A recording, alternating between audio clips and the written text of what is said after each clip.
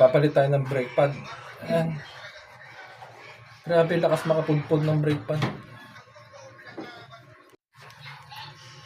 Ayan, binaklas ko. Tignan nyo yung pinalitan ko bakal. So nakailang palit na ako nyan eh. Pudpod. Laging pudpod.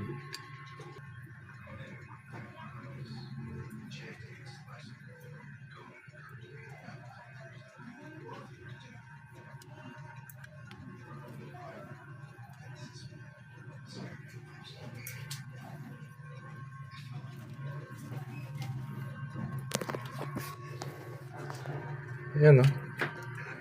Parehong linagyan ko ng spring. Ayan. Lagyan nyo ng spring para maghihiwalay. Hindi magdikit. Para matagal mapudpod. Kasi pag lagi magkadikit, nakatama lagi doon sa disc brake. Ayan. Pudpod ang disc brake. Pudpod pa yung ano. So yan, may spring. Ayan, lagyan ko ng spring. Hanap na lang kayo kung saan makakakuha ng spring.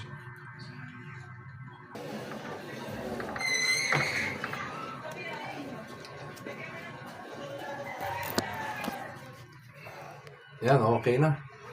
Tapos na. Ganun lang kadali. So, dito na lang guys.